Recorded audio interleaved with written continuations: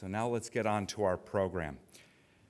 In 2014, after years of dealing with corruption, ineffective public services, dynastic policies, voters catapulted Narendra Modi and his party to power. For many, Modi embodied an India that could jumpstart the economy and fulfill desires for upward mobility. Tonight, our presenter, Dr. Leela Fernandez, will address what the new government means for those in India and what this change means for us here in the United States. Dr. Leela Fernandez is the Glenda Dickerson Collegiate Professor of Women's Studies and Professor of Political Science and South Asian Studies at the University of Michigan. She received her PhD in political science from the University of Chicago. Her research draws on original fieldwork in India and examines the nature of political, economic, and social changes in the post-liberalization period in India. Much of this research has analyzed the changes in India's middle class, and her current work examines how the Indian state is both being shaped by and is seeking to administer to economic reforms.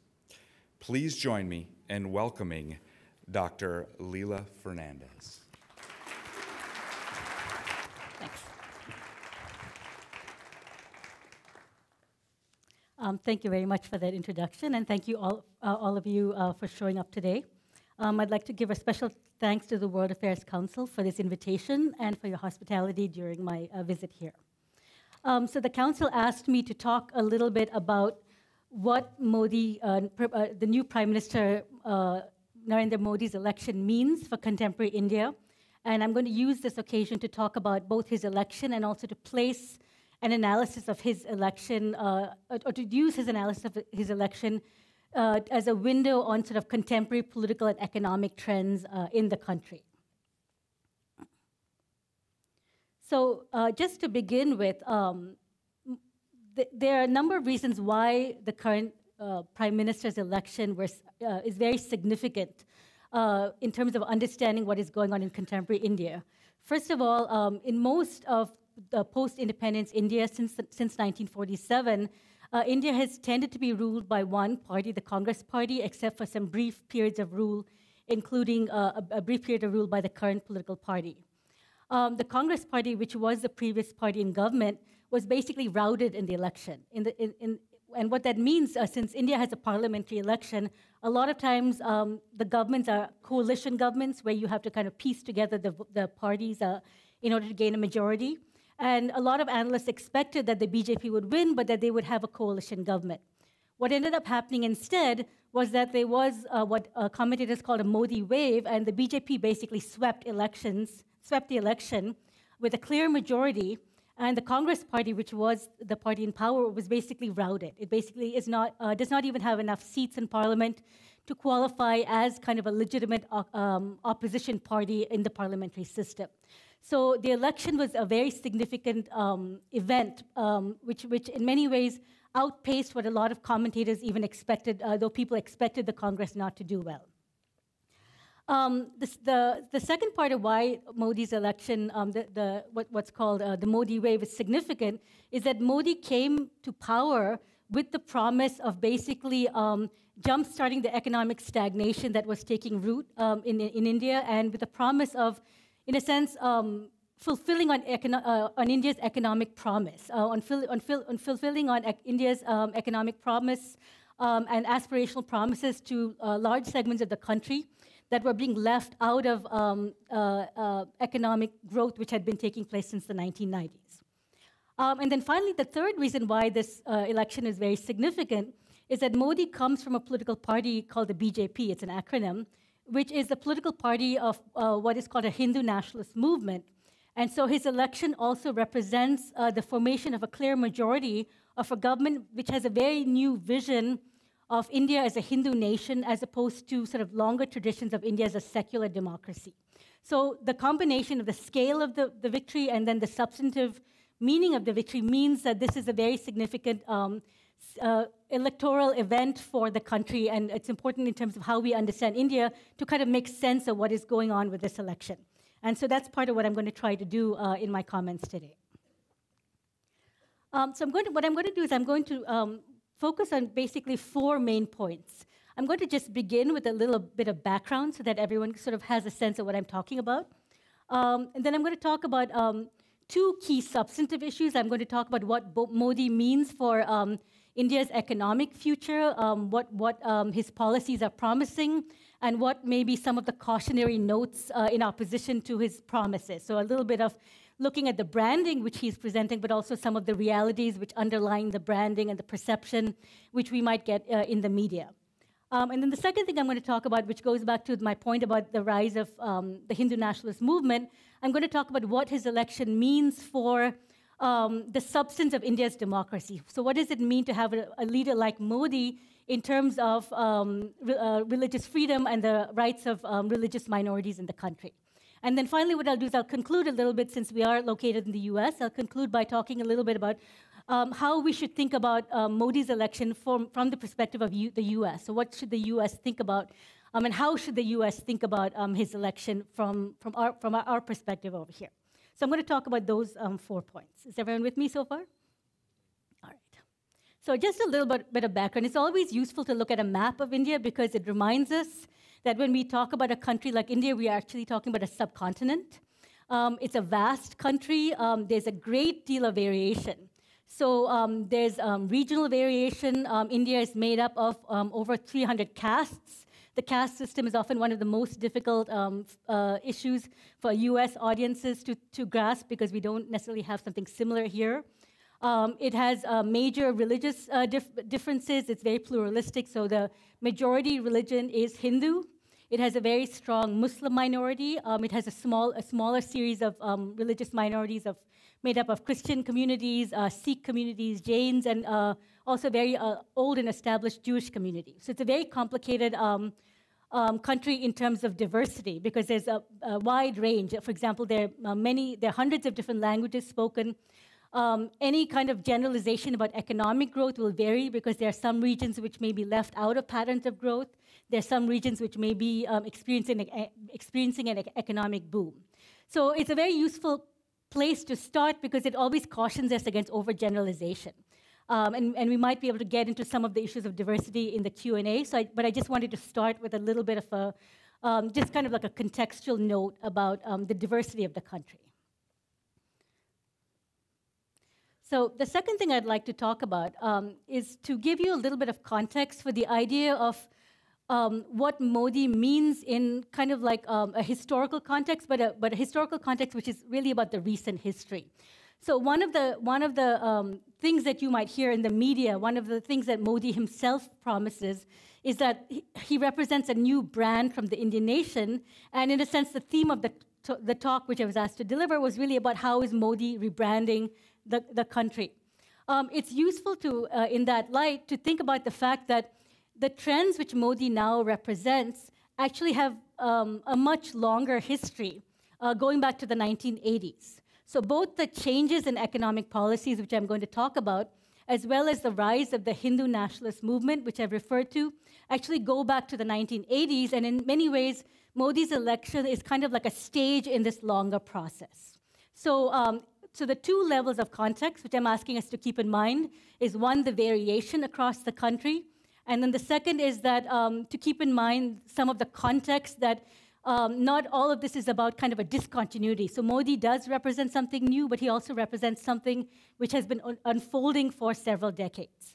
And just to give you an example of what I mean, I'll give you a couple of images of similar debates in the media which talked about the rebranding of India, just to give you a sense of how this theme of rebranding comes up often when you have a new election, when you have a new leader. So does anyone recognize this person? So this is Prime Minister Rajiv Gandhi. He is, in a sense, one of the members of the reference to the dynasty, which was mentioned before. He was prime minister in the 1980s. So when he was elected in the 1980s, he's one of the first prime ministers to begin a very initial opening up of India's economy from a state-managed economy to an economy which started to open up restrictions on some kinds of consumer goods.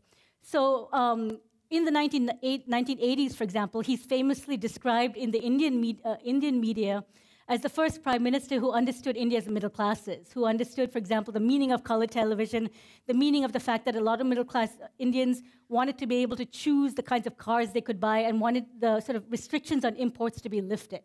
So his election in the 1980s was one kind of stage in which there was this kind of talk about the rebranding of India, which we hear again with Modi. The second example is Prime Minister Manmohan Singh. This is the prime minister who just lost. And so it's useful to think about the fact that when he was elected, both the Western media and the Indian media was rife with debates about how Manmohan Singh basically was a new brand for India, that his technocratic background, he was trained as an economist, he worked for the World Bank, he was not really kind of emerging as a leader from the traditional political party kind of legacy. And he was widely sort of described as a technocratic leader who would break with old-style party politics and would take India into the sort of next century. And so, again, what this does is it shows us how the idea that a single prime minister can sort of rebrand the country is kind of a recurring theme, and that's just a useful caution. It's a useful caution to temper the way in which we look at individual prime ministers with a deeper understanding of context, a deeper understanding of sort of underlying issues which may restrict what one individual prime minister can or cannot do. Okay, so that's a little bit of context and a little bit of history. So now that we have a little bit of context on the table, I'm going to talk just about two substantive themes which I mentioned already. I'm going to talk a little bit about what Prime Minister Modi means for India's economic potential and economic growth. And then I'm going to talk, if time permits, I'm going to talk a little bit about what his embodiment of this phenomenon of Hindu nationalism means for the substance of democratic rights within contemporary India.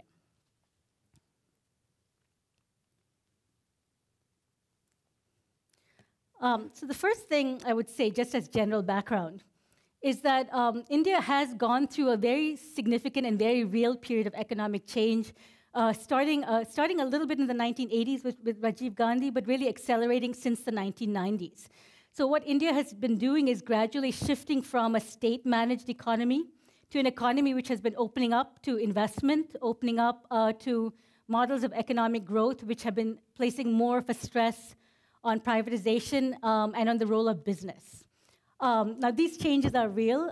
You see it most vividly if you were looking at this kind of on an everyday way. You see it most vividly in contemporary India in an expanding, an expansion of interest in India's middle classes. So, for example, prior to the 1990s, mass consumption was really frowned upon. There was only one brand of car which you could buy. Anyone who grew up in India would know that the only car you could buy was called the Ambassador. And what Rajiv Gandhi did was he allowed basically a new brand to come in, so there was a choice. So there were real limits on India's middle classes prior to the 1990s. And with the change in economic policy, a lot of those restrictions sort of lifted. And so what that has done is it has basically sort of unleashed the potential, the consumer potential, the economic potential of vast segments of the economy. And so a lot of the change which you might read about, a lot of the discussion of economic growth and the economic potential of India is real. You see this in particular sectors of the economy. For example, you see this in sectors like information technology, which is a booming sector, and probably in the US you hear about this as the other side of outsourcing, the place where jobs are sort of going to. So a lot of this economic change, which Modi now kind of represents, is real. And what Modi is basically promising is he's promising an acceleration of the economic change, which started in the 1990s and which sort of got a little bit stagnant under the Congress government. Much of my own research has focused on understanding the rise of India's middle classes. So what does economic growth mean for the middle classes? Are the middle classes in India really expanding in the way in which you hear about them in the news, or are there more sort of qualifiers to that expansion? What my own research has shown is that the reality of India is a much messier picture, as you can imagine, than the perceptions and the branding which you might see. So just as there are real changes, and you have large segments of the middle classes, the top tiers of the middle classes, who are benefiting from lucrative jobs in, for example, in the software industry or in, for example, new economy jobs, large segments of the middle classes actually are left out of that economic growth. So large segments of the middle classes have not really gotten access to the promises of economic reform. One of the things that Modi did really effectively in his election campaign prior to winning was that he was able to, in a sense, argue that India needed to go forward with economic growth while acknowledging the fact that there were large segments of society that were falling out. So he was able to kind of strike a balance between the promise of India's economic growth and the fact that a lot of segments of society basically don't feel like they're getting the privileges or don't feel like they're getting access to the opportunities which they're being promised. So this will give you a little bit of a sense. This is the only data table which I'll show you. I don't want you to worry that I'll show you a lot of numbers. But this is a useful table just to get a sense of what I mean by tempering the perceptions and the sort of images of the branding which we often hear in the media. So one thing to keep in mind is that this is about 20 years after the loosening of the controls which I'm talking about. So some things which are striking, for example, is that you can see that the total percentage of people who own mobile phones is over 50%. Now, that may not seem like a lot compared to the US. It's a big jump when you think about how things were in India prior to the policies of economic reform. However, if you look at other aspects, you can see, compared to the US, for instance, that only a total of 4.7% of the population owns a car or any kind of sort of vehicle. Similarly, you can look at the laptop computer numbers, and you can see that it's a very small percentage of the population which actually has access to a computer. So these numbers are useful because they just give you a sense of the context, or give you a sense of the variation, that in effect there are changes, but that the changes may not be affecting the country uniformly, right? So you can also see big differences between urban India and rural India, which will give you, again, a sense of some of the fault lines of economic divisions and rural-urban divisions in the country. Okay. So here's another interesting, just an interesting statistic, which is basically based on a study by a well-known business association, which talks about how for middle-class families from the year 2010 to the year 2013, there was actually a general decline in consumption for middle-class families and a decline in basic food consumption in lower middle-class families. So again, what you see is that the image of this really prosperous middle class starts to have cracks in it, and you can see that substantial segments of the middle class are actually not benefiting as much as we might think they are if we look at simply the kind of media images which we hear about the expansion of India's middle classes or the Asian middle classes. So it's this kind of this sense of large segments of society falling out of the benefits of economic growth, which Modi is promising to deliver to through his election.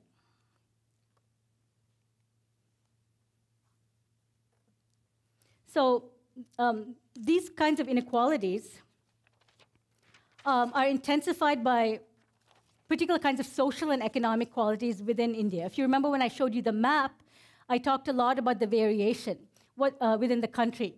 The way that variation plays out in economic terms is that the access to the opportunities of economic growth tend to be structured by identities such as caste and religion.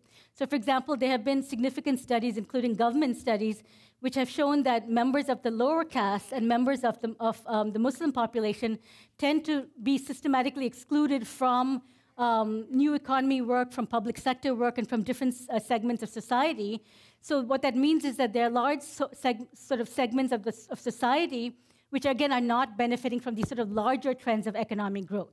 So again, what this means is that when we think of Modi as rebranding India, there's this kind of aspirational promise of rebranding, but there are these deeper structural forms of inequality based on class, based on caste, and based on religion, which are basically under the surface. And one of the biggest challenges that the new prime minister will have is, in a sense, delivering on his promise both to achieve economic growth, but also to make sure that the economic growth is, in a sense, becoming more inclusive so that large segments of society don't feel like they've fallen out of the system or fallen out of the sort of benefits of the economic policies. So when we think about how we will assess or evaluate the government in future years, that's the first key issue to think about, is how, in a sense, the process of rebranding and even the macro numbers and GDP growth, how do those macro numbers measure up to these deeper senses of social and economic exclusion? So in what sense is economic growth basically being distributed to different parts of society? So what I'll do in the last part of my talk is I will then shift from the economic dimension and talk a little bit about what Modi means in terms of what I've talked about is the politics of Hindu nationalism. So as I mentioned before, Modi's election is not just significant because of the scale of his victory and also the scale of the Congress Party's loss, but also because his election and the decisive nature of his election is viewed by many people in India as basically the success of a long-standing Hindu nationalist movement, which really started to basically take off in the 1980s. Now, the basic principle of the Hindu nationalist movement is really kind of like a religious nationalist movement, which claims a much more assertive religious-based definition of the Indian nation than older traditions where India was basically defined as a secular democracy.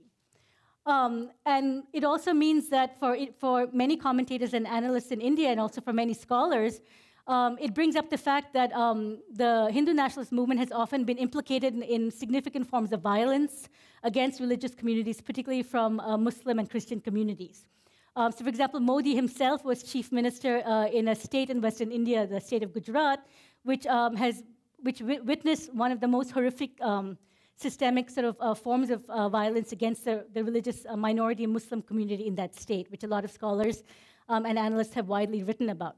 So his election as prime minister also brings a lot of anxiety for many commentators, as well as for many people who are concerned about preserving democratic rights and preserving religious freedom in particular. And I want to just talk a little bit about this last part in the last 5 or 10 minutes. And I'll just give you 2 examples from current trends. So current events which you probably won't be reading about in the news because they're small enough that they get reported widely in the Indian press, but they're not large enough to make the global media, if you understand what I mean. And the 2 examples which are recent examples which have happened since Modi's election, the first has to do with a new mass-based grassroots movement with organizations which are from the Hindu nationalist movement, which has been trying to engage in what they call a religious reconversion movement, where they're trying to get members of the Muslim and Christian communities to reconvert to Hinduism. So what that has meant is that it's produced a lot of anxiety and a lot of concern for religious communities, because in a sense what it assumes is that if you are from a Christian or Muslim background, that you were somehow converted on false pretenses and you need to be reconverted. For scholars and people who know a lot about India, you will know that Islam and Christianity have very long historical legacies. So it's not factual in basis, but it's a very serious movement at the grassroots level because it doesn't necessarily make the global media in terms of headlines, but it causes a lot of insecurity in villages, in small towns.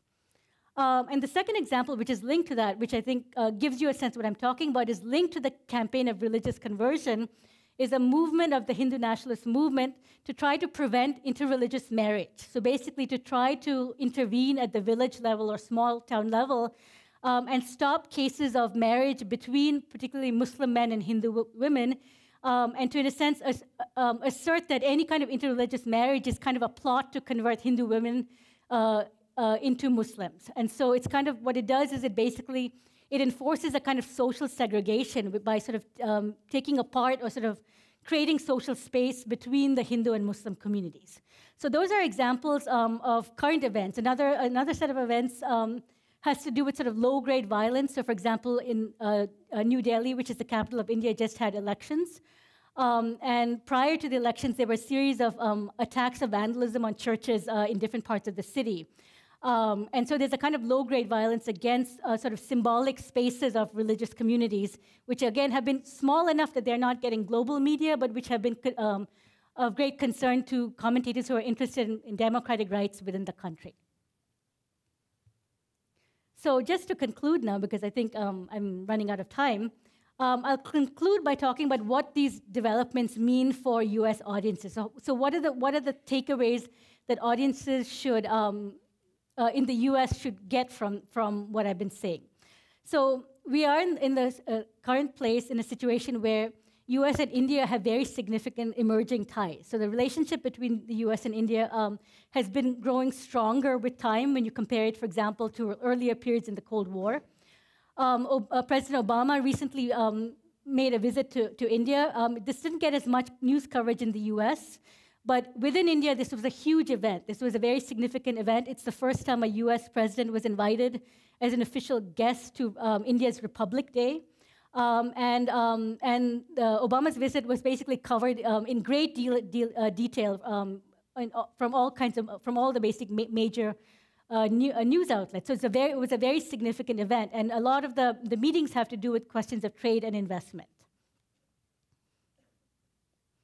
So I would suggest, for the purposes of discussion, that the way in which we think about the four factors that we should have taken into account in order to think about U.S. understandings of what is going on with this new Modi wave, this new kind of branding of India with Prime Minister Modi. The first example, which kind of builds on what I was saying with the Obama visit, is that there's already clear evidence that U.S. perceptions of India matter a lot to the Prime Minister. So I mentioned, for example, the attacks on religious freedom, the attacks on the churches. When President Obama was in India, in one of his last speeches, he kind of had a one-line situation, a few lines where we talked about the need for India to respect its history of religious freedom, and he quoted Mahatma Gandhi. Now, this didn't get any media coverage at all in the U.S., but Obama's comments basically made a huge splash within the Indian media because they were linked specifically to the fact that religious minority communities have been feeling vulnerable since Modi's election. Since Obama's visit, which is a very recent visit, Narendra Modi, for the first time, made a verbal commitment to religious freedom. And while you can't really provide a causal relationship, Indian commentators really sort of talked a lot about this, because during all of the different forms of violence, including when Modi was chief minister of the state, which I talked about earlier, Modi has never openly condemned religious violence or really made a commitment to religious freedom. And this is the first time he did that, and he did that on stage with some members of the Indian Christian community. So it was a very significant event, which seemed to come directly after Obama's comments. So the first indication seems to be that, at least at the rhetorical level, Prime Minister Modi actually cares about global and U.S. perceptions of how he's leading within the country.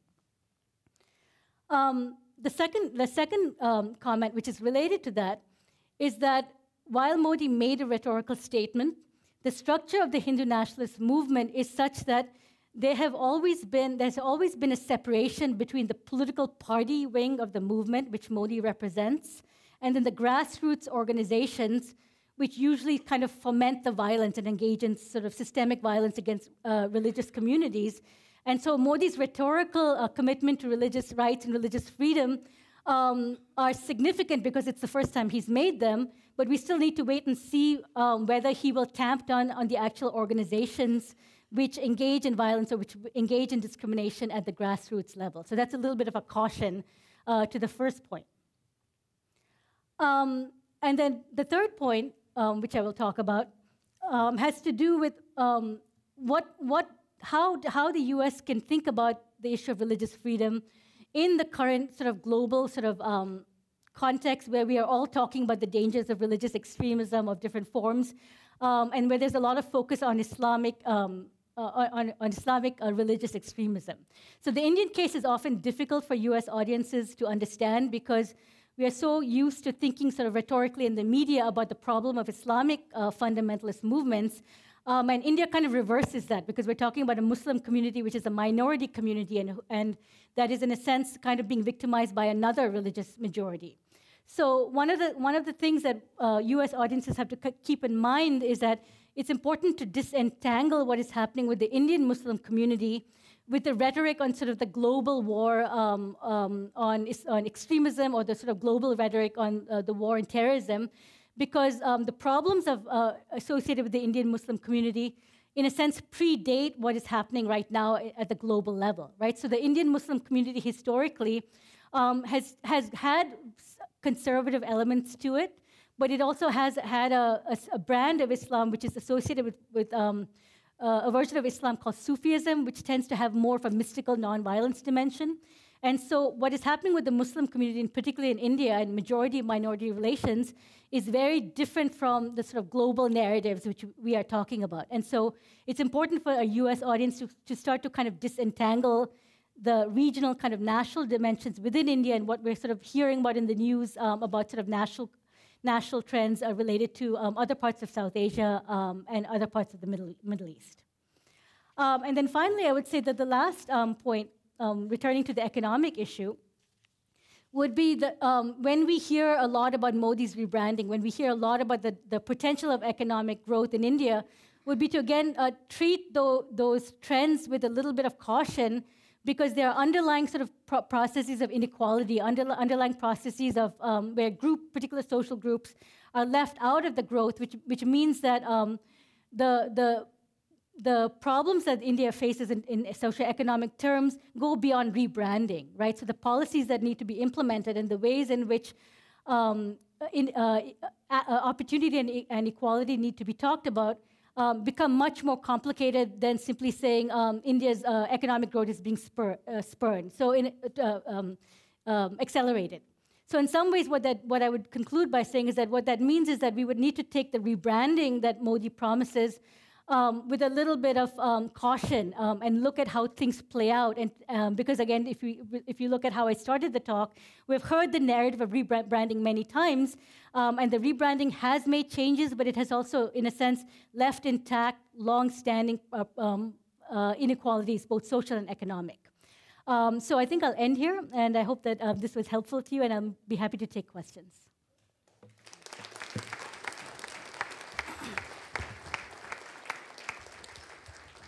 Thank you very much. We're going to start the Q&A portion, and just like in prior weeks, we'll have a slide going up right now that you can text some questions to, or come on down to the mics if you have a question.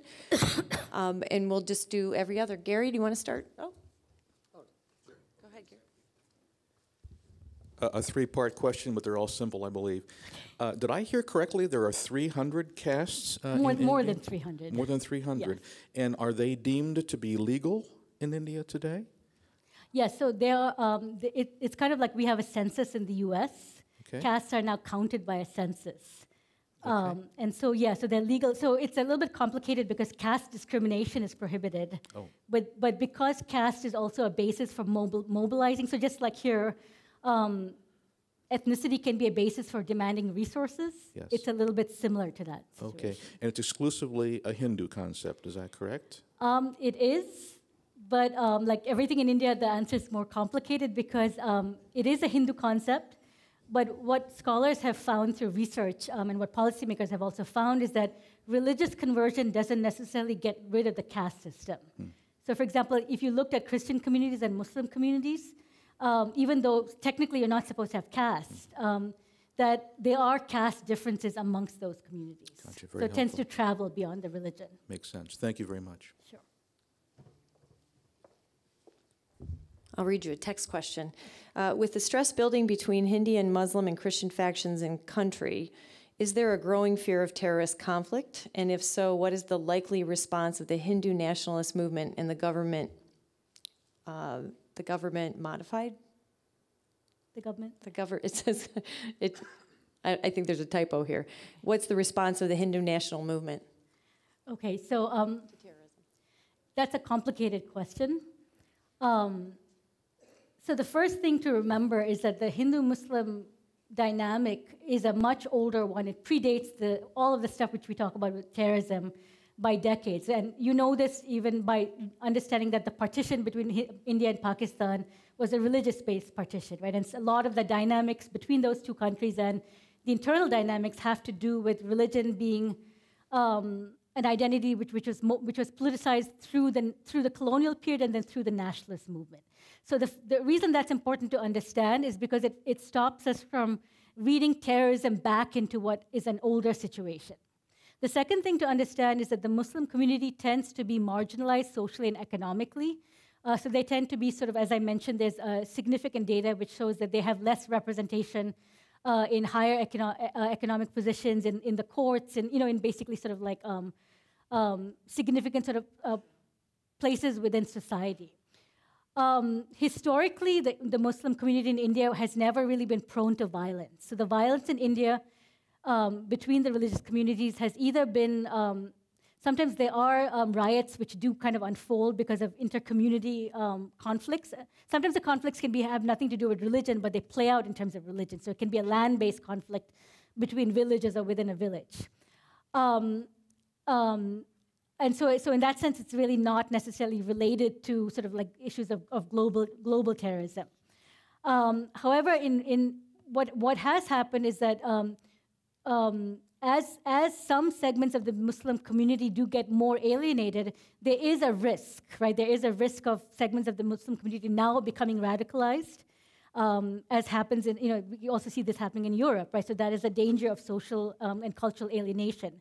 However, there's also a danger, and this is the part where US audiences have to be kind of like nuanced, and there's a danger of simply buying, or simply assuming that the rhetoric of terrorism is relevant to the Indian context. So for example, the Hindu nationalist movement has often deployed the rhetoric of terrorism as a justification for its practices towards Muslim, right? So you have to kind of disentangle what the agenda is of the government and what is kind of real. If this sounds a little bit complicated, but it's important to not kind of conflate the Muslim community in India and its long-standing difficulties with what is now unfolding kind of globally.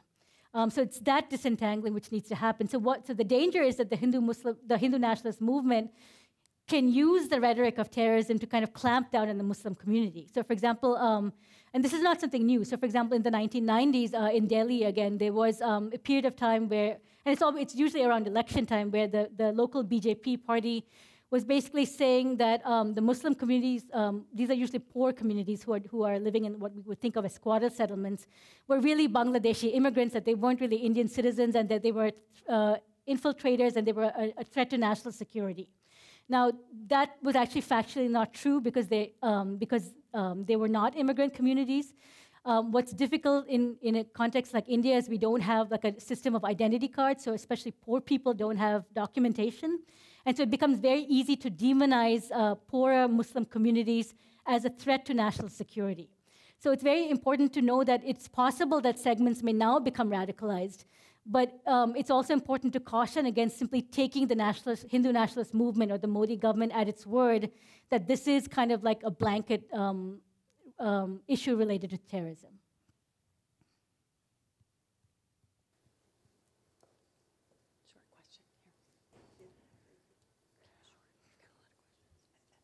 Has Modi suggested any governmental facilities or organizations or departments that could work to bridge the differences in Hindu and Muslim and Christian to work together in terms of a structure to make it less than sit down and talk, but actually to have a structure that would work together to build? So the example which I gave you, the post-Obama speech, or not speech, but like act, is the first time Modi has ever been on record committing to religious freedom. That's right.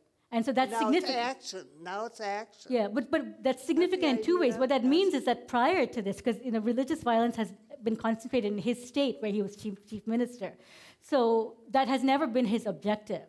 So the question now is whether what he was saying is rhetoric because of the U.S. visit, or whether he can now be held to what he said. Action. And that's too early to say. Okay. Yeah.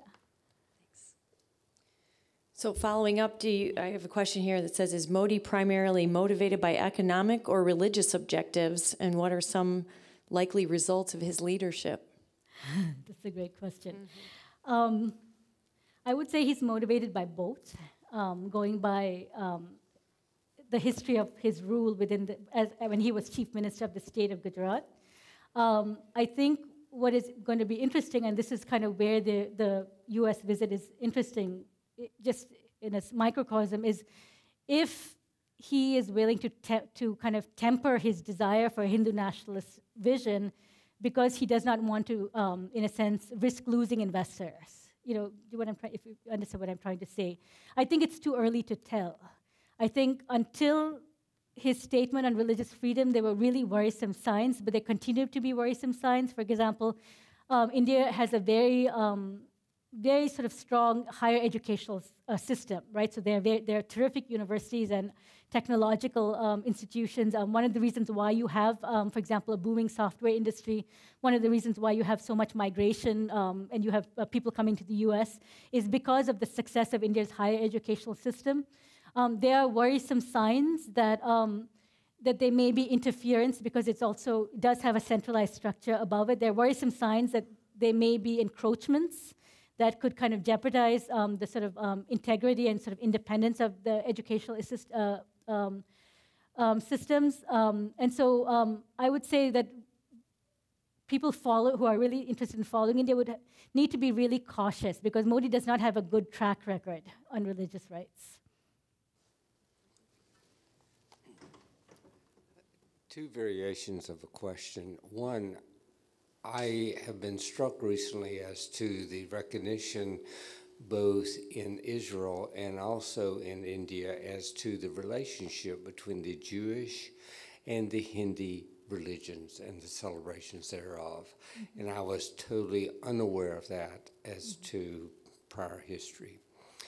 The other is the rural poor. Yeah. How do they compare between Islamic and Hindi, and also to the Chinese model? Thank you. So for the first question, I don't necessarily have much information, except to say that India does have strong ties with Israel at the governmental level. And as I mentioned, what a lot of people don't know is that India has a very small but long-standing Jewish community, which again gives you a sense of the diversity of the country. The question about rural poor is a really important question. It goes to what I was talking about regarding the persistence of forms of social and economic exclusion. One of the biggest conflicts which is unfolding right now, one of the biggest challenges that Modi is facing basically as we speak, is a controversy over what's called a land acquisition bill, and that has to do with the ability of the government to appropriate rural land for urban development. There was a bill which was passed by the last government, which tried to put give some rights to farmers and landowners so that they would be compensated if land was appropriated for urban development. Modi tried to amend that law recently after being elected, and it has basically caused a huge sort of backlash from all of the opposition parties, and a really well-known political leader who's known for launching the anti-corruption movement against the last government is now in the process of launching a major national oppositional march to this amendment to the land acquisition bill. What I mean by the land acquisition bill has to do with the fact that part of the economic growth model is basically an urban-oriented model. But as you see, even from the data on consumption, there are very big inequalities between rural and urban India. And there are ways in which not just the poorest, but even sort of like people close to the poverty or right above the poverty line, in rural areas really depend on land for their livelihood, right? So losing their land basically takes away their basic subsistence, and they don't really have any alternatives, right? They're not going to be able to get access to new economy jobs. And so the urban-rural division is a fault line which is going to continue for the next decades, I think, even, regardless of the sort of like GDP numbers which you might hear about. Questions here, a lot of questions. What's happening in India in regards to urbanization? What effect is it having on culture, pollution, environment, economy? All right. That could be an hour-long answer. I don't have the data. Urbanization is one of the areas where I actually do research on, and I forget the numbers, but the last census has shown a significant jump in basically just like the levels of urbanization. But a lot of the ways in which urbanization is unfolding, which is in some ways kind of the way in which privatization unfolds also, is it kind of unfolding in a haphazard way. And some of the frustration of corruption has been linked to the fact that appropriation of land, again going back to the land issue, is sometimes made in the name of development or in the name of economic growth, but it's often, and this is not unfamiliar to the US, it's often tied to vested interests of developers. And so, for example, a developer can use a clause that says that a particular development is for residential area and simply put up one high-rise building, which is out of the reach of even most middle-class Indians. And then the rest of the land is basically used for private usages. And there's no real obligation to, for example, engage in sort of appropriate infrastructure for residential living. So urbanization is going to be one of the biggest challenges. And it's going to have very significant implications for basic necessities. So for example, something which we might take for granted, which is access to water. So urbanization means that water resources will be diverted, again, from rural areas and agricultural land to basically feed into this vast and expanding middle class, which I'm talking about. But then what happens to the areas which are kind of left out of that? And part of the problem is that because the urbanization is not necessarily planned in an effective way, that it sort of happens in an unregulated way. And so it appears to be privatization, but it's actually not privatization. It's actually basically a lack of regulation. So it's kind of like a political scientists write about this as needing to differentiate between privatization and simply the scarcity of the state, so that when the state or the government is not performing its role, it might look like you're privatizing, but privatization really means that NGOs or other organizations are stepping in because the state is failing to basically do its duty. And so that is a challenge in terms of urbanization. But the pace of urbanization is really accelerating in recent years.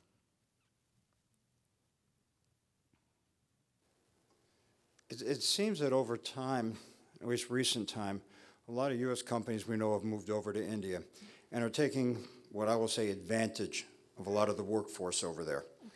And from what I understand and hear, there's a lot of lack of safety over there.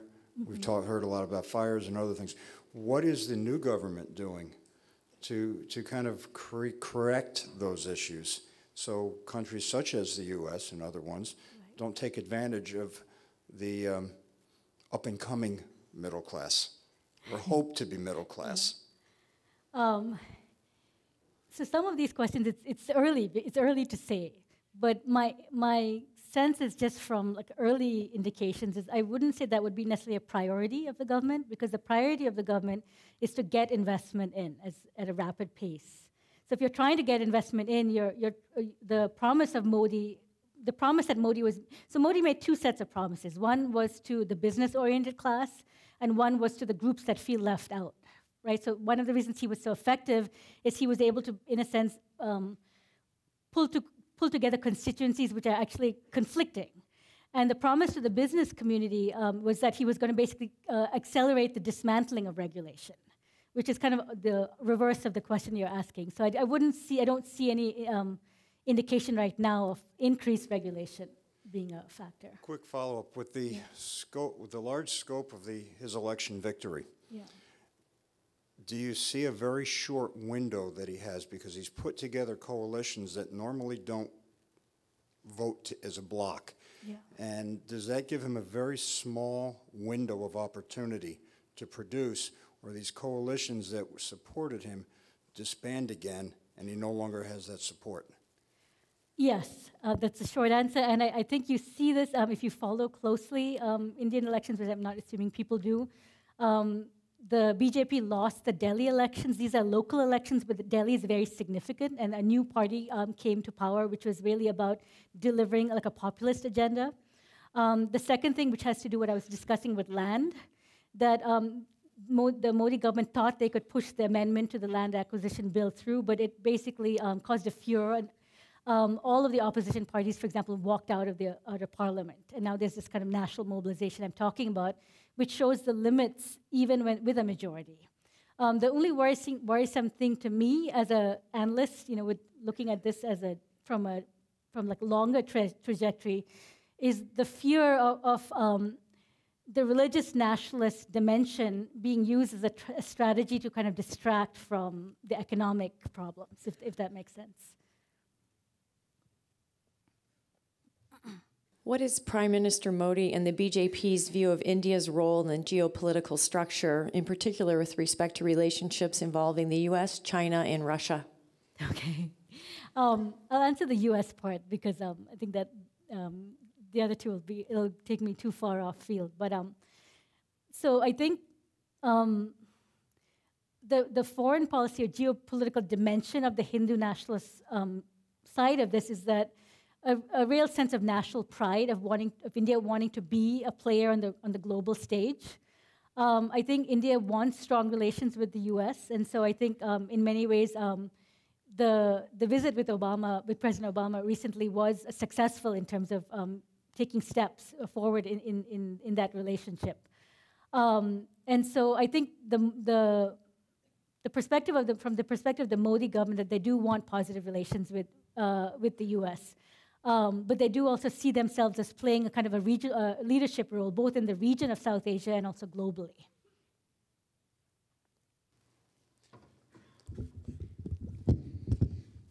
Hi, my question is partially to do, I guess, with categories and sort of like the rhetoric of how we're talking about Modi and kind of what type of ideology he represents. Because as far as I understand, Arundhati Roy, a number of other prominent Indian intellectuals and authors and other figures have described him as basically a neo-fascist type of figure. He's involved with the, what's it called, the RSS, which apparently uses the Nazi salute.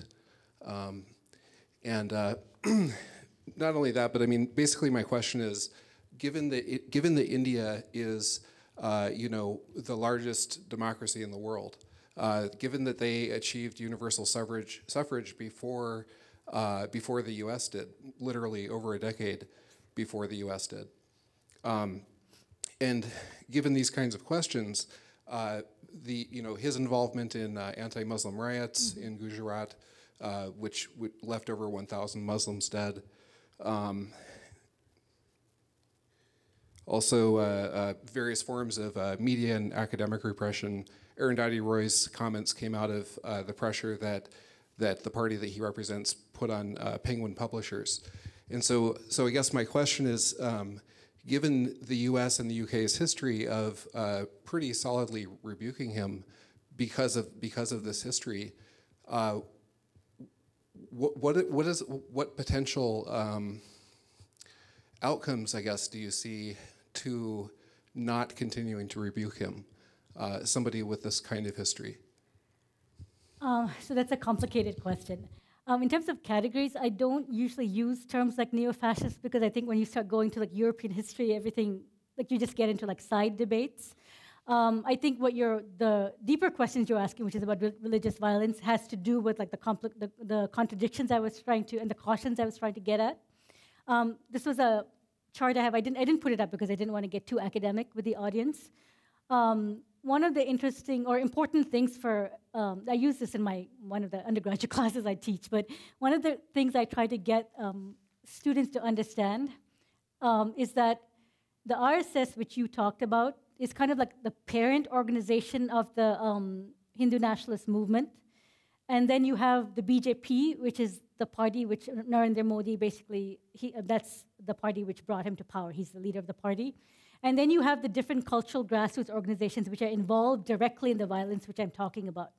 So one of the difficult things in terms of understanding how the movement works is a lot of times the political party will say, we renounce that or we are secular, when the other organizations are basically engaging in the kinds of forms of violence which I was talking about. But organizationally, and this is kind of what you're saying, organizationally, they are all linked with this parent organization, right? So, for example, Modi is a member of the RSS, which is a parent organization. So that's just useful just as a framework. Don't worry about the acronyms, but just as a framework of how the movement is kind of structurally organized. So when I was saying it's significant that Modi made that statement on religious freedom because it is the first time he has ever said anything like that. But whether he will make the statements as leader of the BJP while the rest of the organizations continue with the kinds of violence which I'm talking about, that is yet to be seen because he does have a lot of power both within the RSS and within the Hindu nationalist movement. So in terms of your question of where do you go, the US had just from the US perspective, like the US had a real uncomfortable situation because Modi was on the list of the State Department to be denied a visa because of the role of violence in the state I was talking about. But when you have an elected leader of one of the world's largest democracies, that you have to deal with the leader. I think for mainstream political commentators in India, people are not naive, but a lot of mainstream commentators have seized on Modi's remarks, which I was talking about, as a way of holding him to it, because that is the first time he has publicly made those statements. And so calling him fascist doesn't really do anything, but holding him to his role now as elected prime minister is a strategic way of then holding him for example, to the Constitution. So, for example, in his remarks, he spoke about the constitutional freedoms or constitutional protections of religious minorities, right? So, there is value also in holding someone to the rhetoric because you can then hold them accountable. Yeah, I totally agree with that. Whether fascist is the correct term or not, I mean, we are talking about the most prominent intellectuals in India. Making these statements. So I was just repeating what they say. Yeah. You could also say just authoritarian, violent in terms of the murder of the Muslims. But basically, I guess the question that it just raises for me is, given the size of India and the prominence that it has as such a large democracy in the global stage, what impact does it have to have somebody like that, basically changing the fundamental nature of India?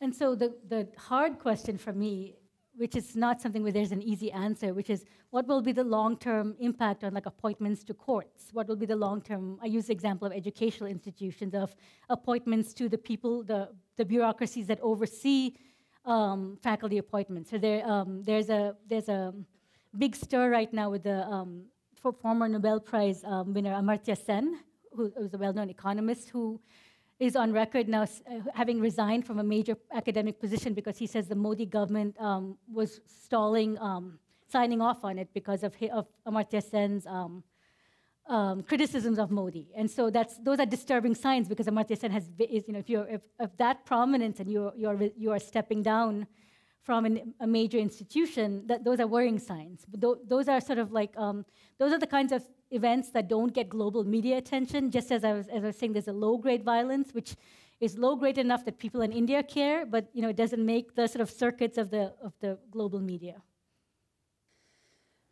Does the Modi government have any concrete plans to improve options for the lower and middle classes that don't have high-tech education or skills? And then also, how will the Hindu nationalist movement affect the women of the country?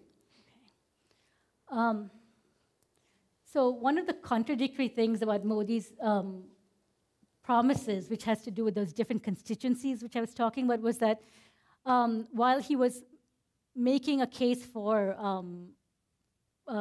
pro-reform growth, he was also advocating for a strong role of the state. One indication of this in the budget, which has recently been released just actually over the past few days, is for the first time he's put on the agenda the possibility of setting up a social security system, which India does not have.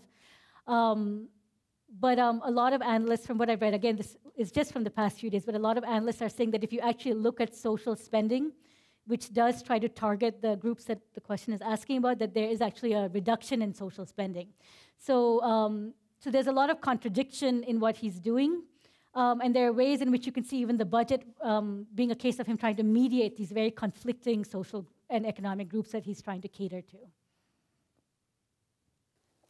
Including women. Oh, the women, yeah, women. So Modi is actually engaged in a lot of rhetoric about women.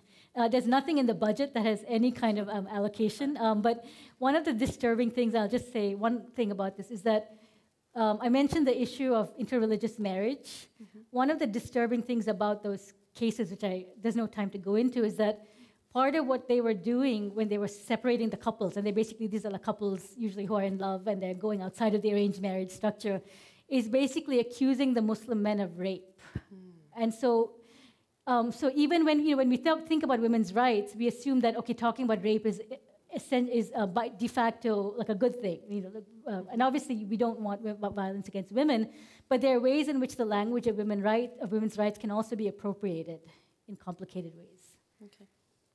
Do you have any comments concerning possible positive developments which may result from Modi's outreach to the expat community of Indians who have left India? I think the expat community, which are usually called non-resident Indians, have a strong support for Modi. I think that he has actively wooed them as a constituency. And so particularly, I would say that the higher socioeconomic tiers of that community probably will benefit from Modi's election. Okay. What are the main natural resources and what must be imported to fuel economic growth? What countries hold the cards to limit that growth? That's hard to ask. That's a general question. India has a lot of resources of its own. One of the things that is happening right now is in the recent boost in economic growth is linked to the drop in oil prices. And so Modi's getting kind of like a benefit, which is kind of like an accidental benefit from the drop in oil prices. Maybe the way, it's hard to really answer that, maybe the way in which I would answer that is that India has a lot of natural resources. I think what you'll see, again, not necessarily in the media, but you'll see a lot of growing conflicts over livelihood and land, because increasingly land is becoming one of the prime commodities for the processes of urbanization and economic development. But that means that people whose lives, social groups, tribal groups, poor rural groups, whose lives are sort of tied to sort of everyday use of natural resources, is basically going to come into conflict with the state.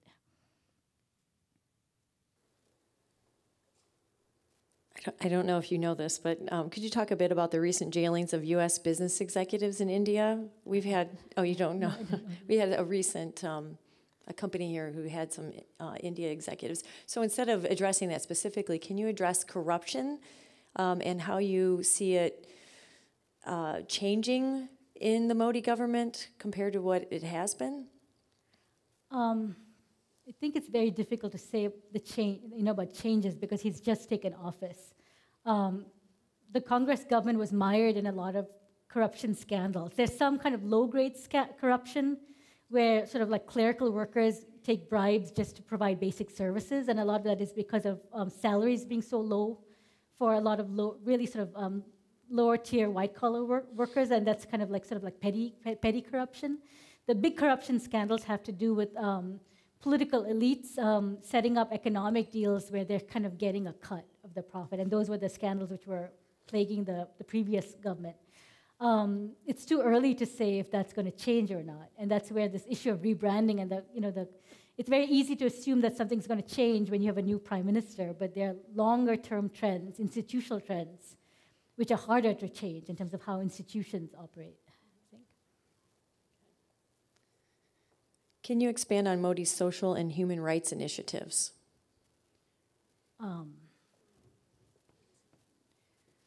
So that's again kind of broad. Is there anything more specific than that? No. No, okay. So I guess Modi is promising economic resources for the poorest of the country, and so that would be part of his socioeconomic agenda. He's also I'm not sure in terms of human rights what if he has made any proclamations. I don't know anything about the business executives. I do think there is kind of like a worrisome pattern where there's a kind of deification of Modi because of his links to the Hindu nationalist movement, and there have been cases where anyone criticizing Modi on the social media, etc., have been cracked down on. So that's not quite what the question is asking, but it's maybe the reverse side of that. Yeah. Hal's going to ask the last question. Okay. Thanks. You mentioned earlier in your talk about the decline in consumption of food. Isn't that kind of indicative of a economic society that's going downhill versus uphill? Okay, so I think, so if you were to go to India, you would find a really complicated society. You would find immense wealth. You know, there are properties in Mumbai which are more expensive than New York properties, you know, to give you a sense of like the comparison. You would find segments of the economy, the middle class, what I call the new middle class, which are in these new economy jobs, mainly in the private sector, who have very high monthly salaries. You have youth taking sort of like white-collar jobs for the first time, who have sort of like consumption abilities which were never available to Indian urban youth before, and so there's a lot of wealth which is visible.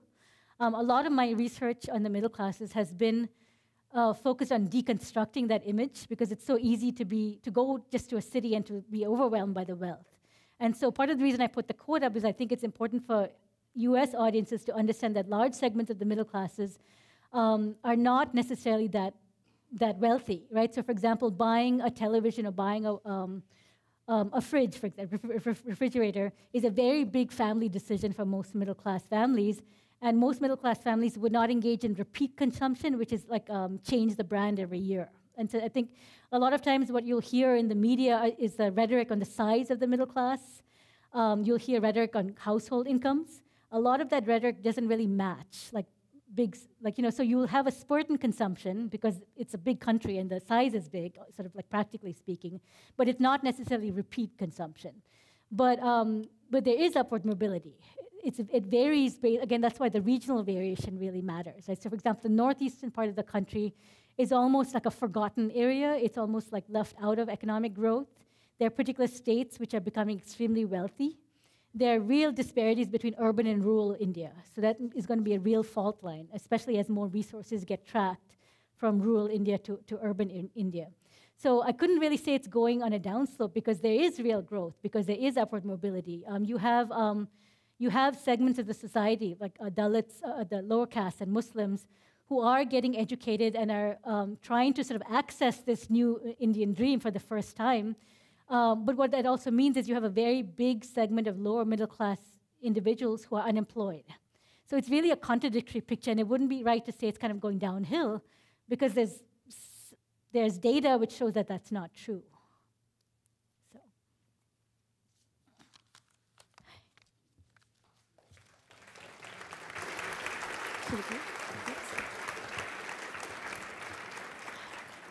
Well, once again, let's thank Dr. Fernandez for, I think, a very enlightening conversation about the second largest country in the world, and which probably in my lifetime will become the largest country in the world, and a very important potential partner for us as a country. So thanks again to you, Dr. Fernandez.